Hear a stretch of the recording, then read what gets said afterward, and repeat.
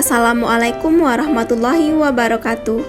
Halo, perkenalkan, nama aku Widiatul Hidayah, NIM 0502203218. Di sini aku mau jelasin sekilas tentang 3 kerajaan besar. Apa aja sih 3 kerajaan besar itu? Yaitu Kerajaan Safawiyah di Persia, Kerajaan Turki Utsmani di Turki, dan Kerajaan Mughal di India. Berikut lebih jelasnya. Yang pertama dari dinasti Safawiyah. Nama Safawiyah diambil dari nama pendirinya, yaitu Safi al-Din.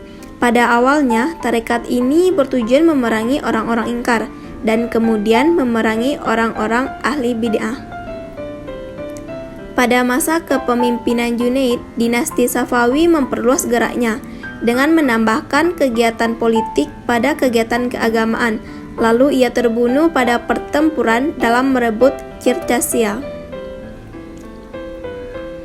Kepemimpinan gerakan Safawi selanjutnya berada di tangan Ismail, yang waktu itu masih berusia 7 tahun.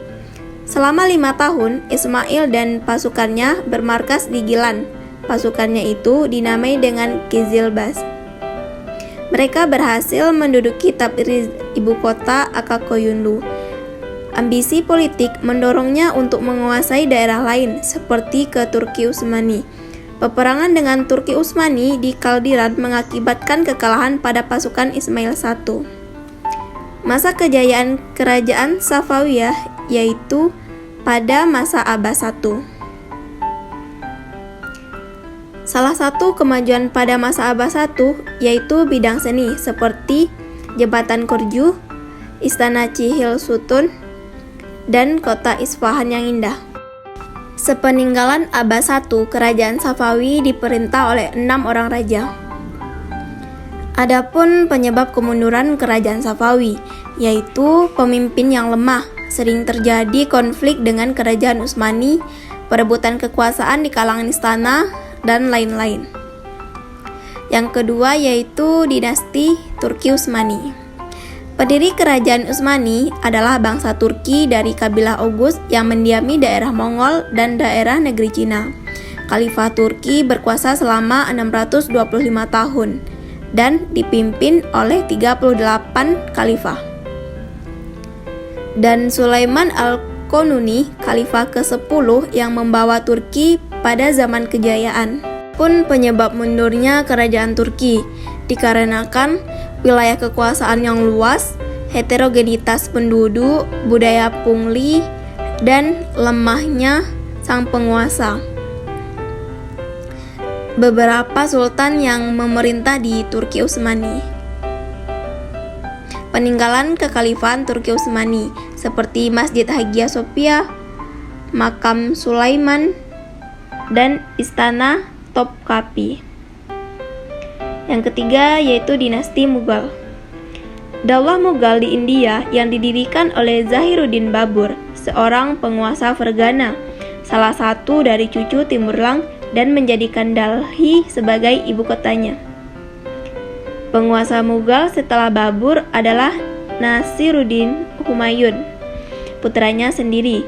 Sepanjang pemerintahannya tidak stabil karena sering terjadi perlawanan dari musuhnya. Masa kejayaan kerajaan Mughal dimulai pada pemerintahan Akbar. Ia adalah seorang penguasa diktator yang menerapkan politik sulakul atau toleransi universal, yaitu memandang semua rakyat sama. Akbar menggantikan ayahnya pada usia 14 tahun. Pada masa pemerintahannya, ia melancarkan serangan untuk memerangi pemberontakan. Apa aja sih faktor-faktor yang menyebabkan kemunduran kerajaan Mughal? Yang pertama, ketidaktegasan raja-raja yang memimpin kerajaan Mughal. Yang kedua, sultan-sultan yang diangkat setelah Sultan Aurangzeb adalah orang-orang lemah yang tidak mampu membenahi pemerintahan. Yang ketiga, ditambah lagi kemerosotan moral, hidup bermewah-mewahan di kalangan elit politik. Dan yang keempat, terjadinya stagnasi dalam pembinaan kekuatan militer, baik angkatan darat maupun angkatan laut. Nah, berikut beberapa peninggalan kerajaan Mughal. Ada Taj Mahal di Agra, Benteng Agra di Agra, Masjid Badshahi di Pakistan, dan Benteng Merah di Delhi. Nah, itu tadi sekilas tentang 3 kerajaan besar. Terima kasih, semoga bermanfaat. Wassalamualaikum warahmatullahi wabarakatuh.